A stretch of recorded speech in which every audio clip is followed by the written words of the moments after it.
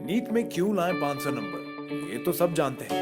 NEET में कैसे लाएं 500 नंबर, ये जानने के लिए सब्सक्राइब करें और बेल आइकॉन पे क्लिक करें। तो एंडोक्राइन सिस्टम के बारे में और हार्मोन्स के बारे में जो हमने जनरल डिस्कशन किया, उसके बाद में मैं पहले एंडोक्राइन ग्लैंड को आपको पढ़ाता हूँ। इसको हम कहेंगे पिट्यूटरी, और पिट्यूटरी को मैं पढ़ाऊंगा हाइपोथैलेमस के साथ में। इसका मतलब आप ये समझिए कि पिट्यूटरी और हाइपोथैलेमस बहुत एक दूसरे से रिलेटेड है, एक दूसरे को बहुत ज़्यादा इन्फ्लुएंस करते हैं। इसीलिए जो मैं फिजियोलॉजी में पिट्यूटरी की फिजियोलॉजी और हाइपोथैलेमस की एंडोक्राइन फिजियोलॉजी एक साथ पढ़ूंगा। सो हम ये देखेंगे, हम बार बार आपको एग्जांपल में बता चुके हैं कि हाइपोथैलेमस कुछ हार्मोन्स प्रोड्यूस करके एंटीरियर पिट्यूटरी को इन्फ्लुएंस करता है। हम पोस्टीरियर पिट्यूटरी का भी इंटरेक्शन देखेंगे हाइपोथैलेमस से। सो मुझे ये समझ में आ गया है कि ये जो हाइपोथैलेमस और जो पिट्यूटरी ग्लैंड है, इसके बीच में काफी ज्यादा काफी क्लोज कनेक्शन है। इसीलिए मैं इस चैप्टर में पिट्यूटरी और हाइपोथैलेमस को आपको इकट्ठा पढ़ा रहा हूं। सो जिस ग्लैंड की हम बात कर रहे हैं, इस ग्लैंड को हमने कहा है पिट्यूटरी ग्लैंड। पिट्यूटरी ग्लैंड के लिए जो मैं नाम रखूंगा उसे हम कहेंगे हाइपोफाइसिस।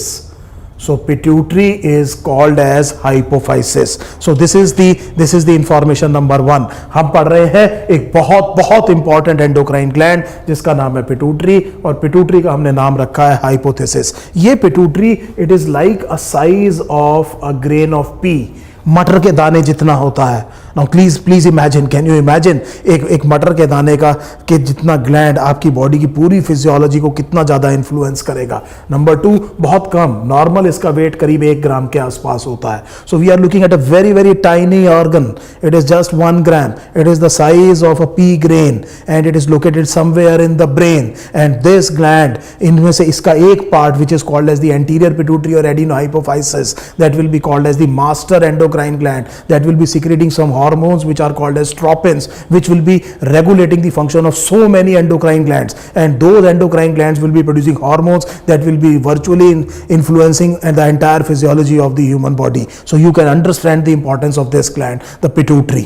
अब हम देखते हैं कि ये पिट्यूटरी आपकी बॉडी में लोकेटेड कहाँ है। तो मैं एक डायग्राम से आपको दिखाने की कोशिश करता हूं। ये आपका ब्रेन है। ब्रेन के चारों तरफ क्रेनियम होगा, और क्रेनियम में यहां पर एक स्फीनॉइड बोन होगी। स्फीनॉइड बोन, जिस टाइम पे हमने स्केलेटल सिस्टम किया था तो मैंने आपको स्फीनॉइड बोन दिखाई थी, और इस स्फीनॉइड बोन में एक सैडल लाइक डिप्रेशन होगा, उसे हम कहेंगे सेला टर्सिका। और इस सेला टर्सिका में लोकेटेड होता है पिट्यूटरी। और ये देख रहे हैं आप डायनसिफिलॉन का पार्ट, इसे हम कह रहे हैं हाइपोथैलेमस। और अगर आप बीच में देख रहे हैं तो हाइपोथैलेमस और पिट्यूटरी के बीच में क्या है, कनेक्शन है। तो मैं इसको दोबारा कह रहा हूं, बड़े ध्यान से समझिए। मैं ये कह रहा हूं कि this pituitary is located in the brain in a saddle like depression called as sella turcica.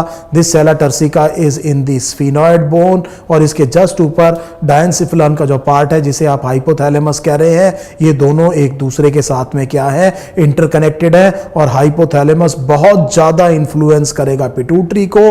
और मैं for the sake of repetition एक बार आपको और बता रहा हूं, that is why even the master endocrine gland is controlled by the neural tissue, and that is why we always say that the brain is the actual master or is the highest seat of control of functions in the human body. So मुझे बहुत अच्छे से ये समझ में आ गया है कि ये छोटा सा endocrine gland जिसे मैं कह रहा हूं पिट्यूटरी, ये actually located कहाँ है। So this pituitary is located in a saddle like depression. This saddle like depression is called as the sella turcica. इसको हम कहते हैं sella turcica. This sella turcica is a saddle like depression, and this saddle like depression is in cranial bone, and this bone is called as sphenoid, and it will be connected to the hypothalamus. So please understand this very important aspect. अब थोड़ा सा pituitary की anatomy को हम थोड़ा सा detail में देखते हैं। The pituitary in human beings has 2 functional lobes. Now please mind my words what I am saying. मैं आपसे कह रहा हूं कि ह्यूमन बीइंग्स में पिट्यूटरी के 2 फंक्शनल लोब्स हैं। एक को आप कहेंगे एंटीरियर पिट्यूटरी और दूसरे को आप कहेंगे posterior pituitary. So please understand, in human beings there are 2 functional lobes. इसका मतलब जो मैं लाइन बोल रहा हूं आपको इनहेरेंटली समझ में आ रहा होगा कि हो सकता है पिट्यूटरी के ज्यादा लोब्स होते हो। एक्चुअली पिट्यूटरी के 3 लोब्स होते हैं, और एक तीसरे लोब को हम कहते हैं इंटरमीडिएट लोब। इंटरमीडिएट लोब, और इंटरमीडिएट लोब को हम कहेंगे पार्स इंटरमीडिया, पार्स इंटरमीडिया। और ये जो पार्स इंटरमीडिया है ये एंटीरियर पिट्यूटरी के साथ मर्ज हो जाता है ह्यूमन बीइंग्स में, और ये रूडिमेंट्री है। कैसा है? रूडिमेंट्री है। इसका मतलब इसकी फंक्शनल डेवलपमेंट बहुत ज्यादा नहीं हुई है। So that means please understand कि ह्यूमन बीइंग्स में पार्स इंटरमीडिया जाकर के मर्ज हो जाता है किसमें? एंटीरियर पिट्यूटरी में। और इसकी वजह से हम दूसरी चीज क्या देख रहे हैं कि ये रूडिमेंट्री है, इसका बहुत ज्यादा क्या नहीं हुआ है? डेवलपमेंट नहीं हुआ है। इसीलिए मैं कह रहा हूं कि ह्यूमन बीइंग्स में पिट्यूटरी के दो फंक्शनल लोब हैं, एक को हमने कहा एंटीरियर पिट्यूटरी, दूसरे को हमने कहा पोस्टीरियर पिट्यूटरी। अब आगे समझिए, एंटीरियर पिट्यूटरी को हम एक और नाम से जानते हैं, इसे हम कहते हैं adeno hypophysis, adeno hypophysis. So anterior pituitary, anterior lobe of pituitary को मैं क्या कह रहा हूं? Adeno hypophysis. इसमें आप इस बेस वर्ड को देखिए जिसे मैं कह रहा हूं एडिनो। एडिनो का मतलब होता है ग्लैंड, तो इसका मतलब it is made up of glandular tissue and we know that the glandular tissue is modified epithelium, is modified epithelium. इसका मतलब ये हुआ कि जो एंटीरियर पिट्यूटरी जिसे मैं एडिनो हाइपोफाइसिस कह रहा हूं ये ग्लैंडुलर एपिथेलियम का बना है। अब सवाल ये उठता है कि ये ग्लैंडुलर एपिथेलियम आया कहां से? तो ये जो फेरिंग्स है, ओरल कैविटी के जस्ट पीछे जो फेरिंग्स है, एम्ब्रियोनिक स्टेजेस में जो इसका एपिथेलियम है, इसका एक आउट पाउच ऊपर जाता है। सो प्लीज अंडरस्टैंड कि फेरिंग्स का जो एपिथेलियम है उसका एक out pouch will go up into the sphenoid bone sella turcica and form the adenohypophysis. So that means this glandular epithelium of adenohypophysis is actually a derivative of an outpouch of the or diverticulum of the pharyngeal epithelium, and this pouch is called as Rathke's pouch. इस pouch को हम क्या कहते हैं? राथकेस pouch कहते हैं। तो मुझे बहुत अच्छे से समझ में आ गया कि एंटीरियर पिट्यूटरी मॉडिफाइड एपिथेलियम का बना है, और ये एपिथेलियम कहां से आया है? फेरिंजियल एपिथेलियम का डाइवर्टिकुलम या आउट पाउच है, और ये माइग्रेट करके एम्ब्रियोनिक स्टेज में ऊपर जाकर के सेला टर्सिका में पहुंच के इसने क्या बनाया है? एडिनो हाइपोफाइसिस बनाया। This is absolutely clear. Now this anterior pituitary will have two very important parts. The major part is called as pars distalis. Major part is called as the pars distalis. It has also a part which is called as pars tuberalis. Pars tuberalis आपके लिए ये बहुत ज्यादा जरूरी नहीं है, लेकिन क्योंकि मैं कंप्लीट कर रहा हूं डिस्कशन को तो इसको ध्यान दीजिए। तो हम ये कह रहे हैं कि एंटीरियर पिट्यूटरी का जो मेजर पार्ट है इसको जरूर याद रखिएगा, पार्स डिस्टैलिस। दूसरे का अगर नाम भूल जाएं तो कोई बात नहीं, वो पार्स ट्यूबरैलिस है। और जब ये दोनों पार्ट्स के बीच में क्या आ जाता है? Parse intermedia. और वो पार्स इंटरमीडिया जब इनके बीच में इंपैक्ट होकर के रूडिमेंट्री हो जाता है तो एक तरह से मर्ज हो जाता है कि इसमें पार्स डिस्टैलिस में ही। तो इसका मतलब it merges with the anterior lobe of pituitary, and hence again I am saying that in human beings the pituitary has only two functional lobe, one is anterior pituitary and the posterior pituitary. So this is, I hope this is absolutely clear. Now we come to the posterior pituitary. This posterior pituitary, as I have already told you, is made up of neural tissue and is supposedly derived from the diencephalon. So इसका मतलब ये हुआ कि ये जो posterior pituitary है इससे आप डिफरेंशिएट कीजिए, ये glandular epithelium का बना था, ये किसका बना हुआ है? न्यूरल टिश्यू का बना हुआ है। और इस न्यूरल टिश्यू की वजह से ही इसको हम कहते हैं न्यूरो हाइपोफाइसिस। इसको हमने क्या कहा है? Neuro hypophysis. So that means posterior pituitary is called as neuro hypophysis, and another term would be pars nervosa. Pars nervosa. So both these terms are telling me that this lobe of the pituitary, this functional lobe of the pituitary is actually made up of the nervous tissue. And please remember, posterior pituitary is a storage and release of neurohormones. These neurohormones are ADH and oxytocin, and these neurohormones are actually secreted by hypothalamus. Hypothalamus उनको synthesize करता है, secreted की जगह शब्द आना चाहिए, synthesize करता है, उनको ट्रांसपोर्ट करता है पोस्टीरियर पिट्यूटरी में, और जरूरत होने पर यहां से ये पहले तो स्टोर हो गए और जरूरत होने पर यहां से ये क्या होते हैं? रिलीज होते हैं. So again saying that posterior pituitary is a storage and release center for the neurohormones ADH and oxytocin that are actually synthesized by the hypothalamus. So I hope this thing is absolutely clear to every student. Now we will see, as I am telling you again and again, that the pituitary is very intimately related with the hypothalamus. तो हमें देखना यह है कि pituitary और hypothalamus के बीच में कनेक्शंस किस तरह से हैं और उन कनेक्शंस की वजह से होता क्या है. So now let me dwell on the concept how these two very important part of the human endocrine system are intricately related to each other. तो अगर मैं ये बनाता हूं, this is the anterior lobe of pituitary, let us say this is hypothalamus. So hypothalamus और anterior pituitary के बीच में there is a portal vein. बहुत धीरे से मैंने आपसे कहा है दिस इज एडिनोहाइपोफाइसिस. एडिनोहाइपोफाइसिस का मतलब क्या हुआ, ये एंटीरियर लोब है पिट्यूटरी का और ये हाइपोथैलेमस से कनेक्टेड है पोर्टल वेन से. जब मैं सर्कुलेटरी सिस्टम आपको पढ़ा रहा था तो मैंने आपसे कहा था कि पोर्टल वेन एक ऐसी वेन है that begins in capillaries, ends in capillaries and connects to organs directly, neither of विच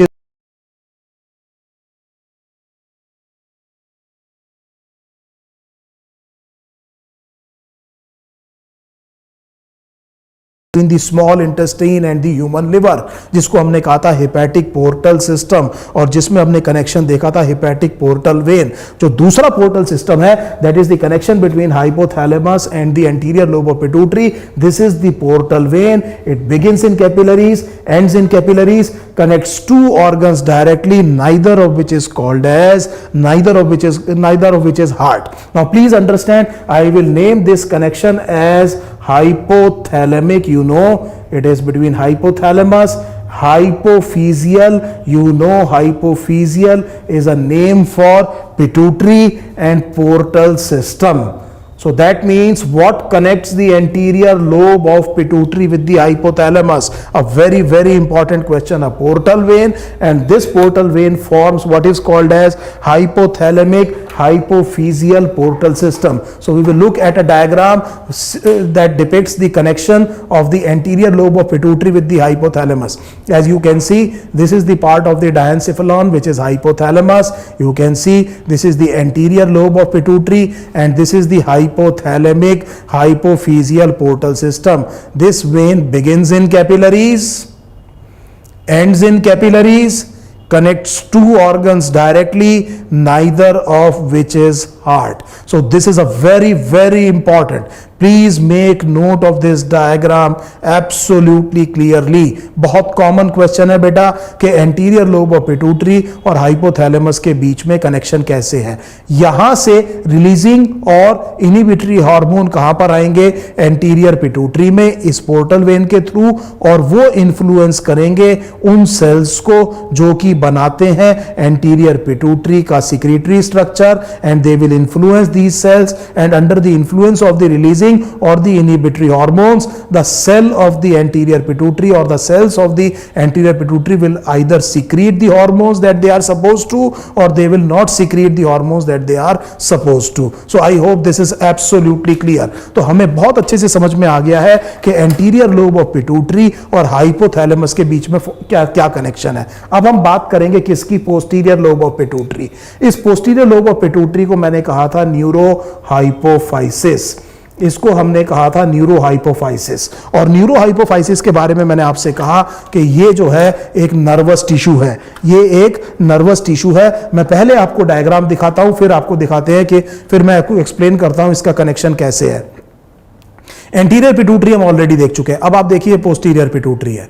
ये पोस्टीरियर पिट्यूटरी आप देख रहे हैं, ये कनेक्टेड है by axons. Anterior pituitary connect था किससे, पोर्टल वेन से. ये पोस्टीरियर पिट्यूटरी किससे कनेक्ट है, एक्सॉन. ये हाइपोथैलेमस के दो पार्ट है. इसे हम कहते हैं पैरा वेंट्रिकुलर न्यूक्लियस. ये मेनली सिक्रीट करेगा ऑक्सीटोसिन. इसको हम कहते हैं सुप्रा ऑप्टिक न्यूक्लियस. ये मेनली सिक्रीट करेगा एडीएच. और ये दोनों न्यूरो हार्मोन्स हैं जिनकी मैं बात कर रहा था. इन दोनों न्यूरो हार्मोन्स को सिक्रीट कौन करेगा, हाइपोथैलेमस. और इन एक्सॉन से वो ट्रांसपोर्ट करेगा उसको किस में, पोस्टीरियर पिट्यूटरी में. इसको हम कह रहे हैं हाइपोथैलेमिक हाइपोफिजियल ट्रैक्ट.